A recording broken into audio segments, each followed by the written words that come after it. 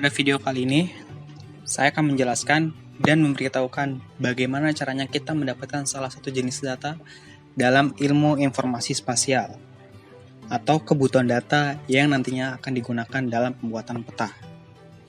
Sebelum kita mendownload ataupun mengunduh data yang kita cari, saya akan memberitahukan apa itu data vektor dan jenis data apa saja yang ada dalam informasi spasial atau pembuatan peta lebih lanjut.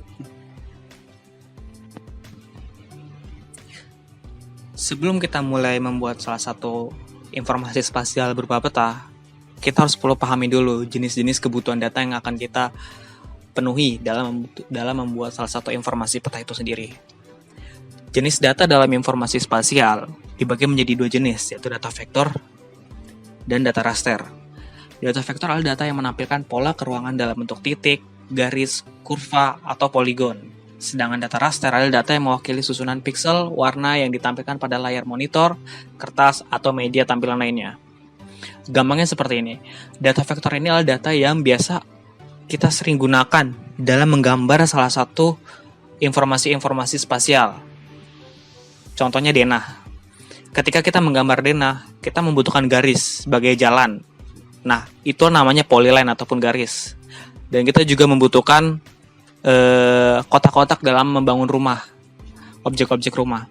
Nah, itulah data-data yang namanya poligon ataupun area. Sedangkan raster sendiri adalah data satu kesatuan yang menunjukkan informasi tertentu. Misalnya itu adalah foto. Foto memiliki resolusi tertentu. Apabila kita menzoom foto yang kita punya, maka akan terlihat kotak-kotak kecil yang menunjukkan warna-warna tertentu. Nah, itulah namanya data raster. Kotak-kotak piksel itu yang apabila digabungkan menjadi satu dalam resolusi tertentu akan menunjukkan suatu objek atau informasi-informasi tertentu. Maka dari itulah, perlunya kita memahami jenis-jenis data dalam membuat informasi spasial yang kita inginkan. Selanjutnya, apabila kita telah memahami jenis data yang ada dalam informasi spasial dan kita ingin membuat peta lebih lanjut dengan menggunakan salah satu data tersebut, lalu bagaimana cara kita memperoleh data itu tersebut? Di sini saya akan memberitahukan bagaimana kita memperoleh salah satu jenis data, yaitu data vektor dengan format SHP. Di sini bisa kita klik browser kita sendiri, lalu kita ketik INA-Geoportal. Ini adalah salah satu situs pemerintah berbasis WebGIS yang menyediakan beberapa jenis data, yaitu data vektor dan data raster. Jika sudah, sebelum kita melakukan download, kita harus terlebih dahulu memiliki akun. Nanti di sini kalian akan mendapatkan informasi yang akan lebih lanjut kalian untuk daftar nantinya. Jika sudah mempunyai akunnya, kita bisa klik download dan peta AOI. Nah, kita sudah sampai di interface WebGIS dari situs ini. Di sini ada kotak-kotak kecil dan kotak-kotak yang besar. Ini adalah indeks RBI atau indeks rupa bumi Indonesia. Di kotak-kotak ini tersimpan data SHP dalam beberapa kriteria seperti jalan, kemudian batas wilayah, sungai, dan lain-lainnya. Jika kalian ingin mendownload salah satu wilayah yang sudah sesuai dengan kotaknya, kalian bisa klik layer list. Kemudian kalian bisa unchecklist salah satu yang kalian tidak perlukan. Misal kalian hanya butuh indeks download yang 25.000 saja skalanya. Kemudian kalian bisa menelusuri salah satu wilayahnya.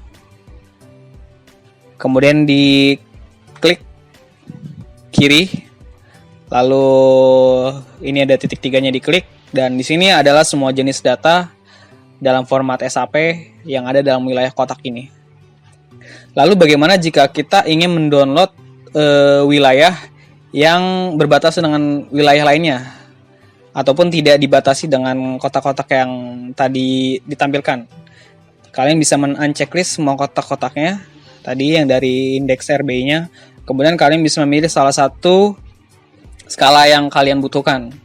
Misal di sini saya mendownload RBI dengan skala 50.000 dan saya membutuhkan batas wilayahnya saja. Di sini ada LN dan area. LN ini artinya line ya, yang tadi sudah dijelaskan di awal. Polyline atau vektor dengan bentuk garis. Tapi jika kita ingin membuat peta dengan berdasarkan poligon, area-area, kita bisa klik di sini, area. Kemudian kita ambil wilayah yang kita butuhkan dengan area of interest. Terus kita arsir wilayahnya, kemudian kita scroll bawah dan execute. Kemudian download. Dan tunggu. Kemudian apabila datanya sudah di-download, kita bisa membuka file download dari data tersebut. Kemudian kita ekstrak file agar datanya bisa terpecah dari zip menjadi folder yang isinya beberapa file yang nantinya akan kita butuhkan. Di sini kita ambil salah satu jenis data yaitu SAP file. Karena ini data yang nantinya akan kita masukkan ke dalam salah satu software analisis spasial kita. Di sini saya menggunakan ArcGIS yaitu ArcMap untuk membuat petanya. Kemudian kita bisa mengimport salah satu data yang tadi kita butuhkan yaitu batas wilayah dengan cara mendrag filenya. Kemudian kita jatuhkan di layarnya.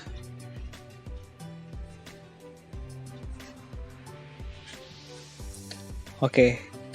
Data yang tadi kita download sudah terlihat ya di sini. Lalu apabila kita ingin mengetahui batas wilayah yang ada di polygon ini, kita bisa lihat dulu terlebih dahulu open atributnya.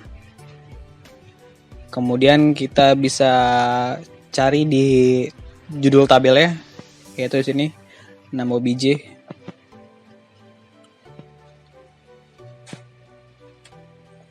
Kemudian kita properties, kita atur dulu untuk label ya. Kita menggunakan kolom tabel yang mana. Kita klik label.